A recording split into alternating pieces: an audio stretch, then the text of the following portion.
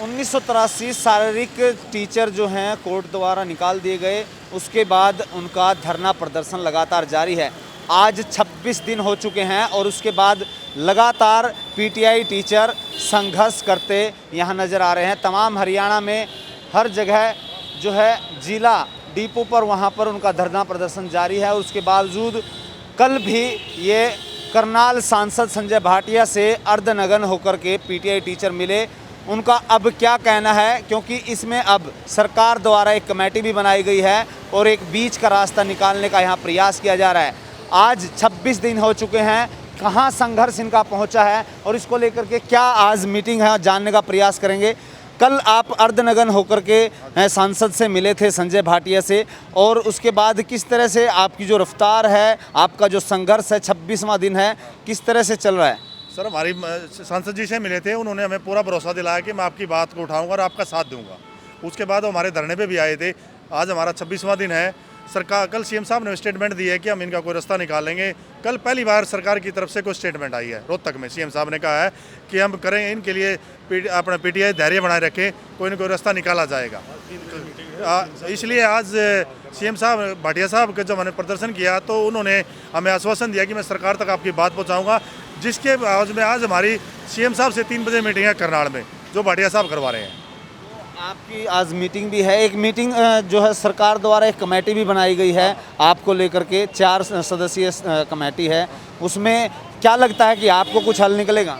नहीं, हम सरकार की तरफ से 4 आदमी हैं, हमारी तरफ से 11 साथी हैं। पूरे हरियाणा से हमने 11 साथियों की टेबल टॉक के लिए कमेटी बनाई हुई है, जो सरकार से बात करेगी। हमारी एक ही मांग है, हम जिस पद से हमें रिलीव किया गया, दोबारा से हम उसी नौकरी पे उसी पे जाएंगे। हमारी सबसे पहले यही डिमांड है। हम दूसरी गैस की फैकल्टी पे नहीं जाएंगे। हमने इंटरव्यू दिया है, टेस्ट दिया है, रेगुलर भर्ती में गए हैं, तो हम रेगुलर पे ही जाएंगे। ये कहना है कि कोर्ट के द्वारा यहाँ निकाले गए थे, उसमें उसको लेकर के आपका क्या कहना है? भाई, कोर्ट ने किया है तो जो कमीशन का काम है, हमारा काम नहीं है लिस्टें बनाना, इंटरव्यू लेना, टेस्ट लेना। काम कमीशन का होता है, सरकार का है। क्या कहना चाहते हैं? मैं ये कहना चाहता हूँ, कोर्ट ने हमें नहीं निकाला, कोर्ट से हमें निकलवाया गया है। कोर्ट तथ्यों के आधार पर अपने फैसले देते हैं और न्याय करना सरकार का काम होता है। कोर्ट ने जो तथ्य सरकार ने पेश किए उसके बिहाफ पे उन्होंने फैसला दे दिया, और वो फैसला था, वो न्याय नहीं है हमारे साथ। न्याय देने का काम सरकार करे।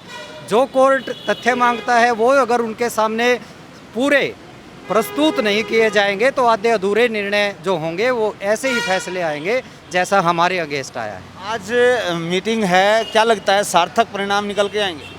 हमें तो उम्मीद यही है कि सार्थक निकल के आएँ और भगवान इस सरकार को सद्बुद्धि दे। बहुत जल्दी ही ये हमें उसी पोस्ट पर पहुँचाए जहाँ से हमें रिलीव किया है, क्योंकि हमारा कहीं कोई फॉल्ट ही नहीं है। कोर्ट, माननीय सुप्रीम कोर्ट भी यही कह रहा है भाई इनका फॉल्ट नहीं है।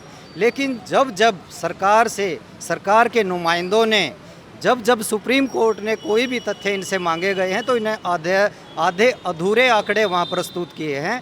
पूरी पैरवी, चाहे वो हुड्डा सरकार हो या ये बीजेपी सरकार हो, हमारी पूरी पैरवी सरकार की तरफ से नहीं हुई। वहीं पे कमी रही है, जिसकी वजह से सुप्रीम कोर्ट को ये आदेश देने के लिए हमारे प्रति बाध्य होना पड़ा है। तो लगातार यहाँ पर जो संघर्ष है इनका जारी है। तो महिलाएं टीचर भी हैं जो इस संघर्ष में शामिल है, उनसे पूछते हैं। अब जो इतना लंबा समय हो चुका है, इसमें क्या क्या दिक्कतें आ रही हैं आपको, क्योंकि आपके ऊपर जो रोज़गार के चलते परिवार चल रहा था और आज वंचित हैं, तो किस तरह की दिक्कतों का सामना करना पड़ रहा है? सर, दिक्कतें तो सब तरह की हैं। सबसे पहले तो रोजी रोटी की। एक तो कोरोना महामारी में सबसे बड़ी दिक्कत तो सर ये है कि छोटे छोटे बच्चों के पास हम जाते हैं, परिवार के साथ हम रहते हैं। सबसे बड़ा डर यही है कि बच्चों को कोई प्रॉब्लम ना आ जाए। कोरोना महामारी से डरते हुए हम डिस्टेंस करके बैठते हैं, मास्क लगा के बैठते हैं। और सर, इस कोरोना से बड़ी महामारी तो हमारे लिए आज हमारा रोज़गार है, जो हमारी रोजी रोटी चली गई है। तो उसी के लिए हम सर कंटिन्यू धरने पे बैठे हुए हैं। कल सांसद भाटिया साहब से हम मिले थे, हम प्रदर्शन करते जा रहे थे रूटीन में। हमें नहीं पता था कि सांसद साहब वहाँ पे बीज साहब के ऑफिस में बैठे हैं, कोई कॉन्फ्रेंस उनकी है। हम रूटीन में अपने प्रदर्शन के लिए गए। फिर जैसे हम प्रदर्शन नारे लगा रहे थे, जोर जोर से भाटिया साहब हमारे पास आए। हमेशा की तरह उन्होंने आश्वासन दिया है। पहले भी हम उनसे बहुत बार मिल चुके हैं। उनका एक आश्वासन है, मैं आप लोगों का वकील हूँ, मैं आप लोगों की वकालत करूँगा, आप लोगों के लिए लड़ूंगा। पर सर आज तक हमें सिर्फ और सिर्फ ये झूठे दिलासा ही दिए गए हैं, क्योंकि उनके ये कहते हुए कि मैं तुम्हें रिलीव नहीं होने दूंगा, फिर भी सर हम 25 दिन से रोड पे बैठे हैं। आज हमारा 26वां दिन है। कोई भी बीजेपी का एक सिंगल भी नुमाइंदा आके ये नहीं पूछा किसी ने भी कि तुम यहाँ बैठे हो, किसी का कोई आश्वासन नहीं है। 25-26 दिन के बाद सर पहली स्टेटमेंट सीएम साहब की कल रोहतक में ये आई है कि हम इनका कुछ गेस्ट की तर्ज पे कुछ करेंगे, या इनको पीटीआई टीचर्स को भी धैर्य बनाए रखना चाहिए। हम धैर्य से ही बैठे हैं सर, अभी तक तो शांतिपूर्वक सिर्फ अपने धरने पे बैठे हैं। अभी हम कोई ज़ोर शोर से ऐसा प्रदर्शन नहीं कर रहे हैं जिसको आम जनता को कोई दिक्कत हो, हमारे समाज को कोई दिक्कत हो। पर जो हम अभी तक सोच के बैठे हैं ये बात कि सरकार हमारी सुनेगी, आज नहीं तो कल सुनेगी। अगर सरकार हमारी बात नहीं सुनती है सर, ये जो आंदोलन है हमारा अभी तक तो पूरे हरियाणा में डिस्ट्रिक्ट लेवल पे है, फिर स्टेट लेवल पे होएगा सर। और इस चीज़ में हम भी नहीं जानते कि वो आंदोलन कितना बड़ा रूप ले सकता है और क्या क्या इसमें नुकसान हो सकता है। हमारा भी हो सकता है, गवर्नमेंट का भी हो सकता है। आज हमारी 11 सदस्य जो कमेटी है वो सीएम साहब से मिलने गई है। भाटिया साहब ने कल टाइम रखा था कि मैं कल तुम्हें सीएम साहब से मिलवाऊंगा। अगर हमें कोई पॉजिटिव रिस्पॉन्स मिलता है सर तो हम शांतिपूर्ण अभी धैर्य बनाए रखेंगे। अगर हमें यही झूठे आश्वासन दिए जाएंगे, रोज़ स्टेटमेंट बदली जाएगी, तो सर ये आंदोलन हमारा बहुत जल्दी तेजी का रूप ले सकता है और फिर हम भी नहीं जानते कि इसमें क्या क्या हो सकता है। ये यहाँ पीटीआई टीचरों का ये कहना है कि लगातार उनका ये प्रदर्शन है वो 26वें दिन आज संघर्ष करते हुए लगातार कर रहे हैं। आज जो पीटीआई टीचरों का 11 सदस्यीय जो है प्रतिनिधि मंडल आज सीएम से मुलाकात करेगा। क्या सार्थक परिणाम रहेंगे इसको लेकर के उन्होंने ये कहा है कि दूसरी बात, यदि परिणाम सार्थक नहीं निकले तो उनका ये कहना है कि हरियाणा स्तर पर उनका आंदोलन शुरू होगा। सहयोगी धर्मवीर सरावत के साथ जितेंद्र अहलावत, सिटी तहलका, पानीपत।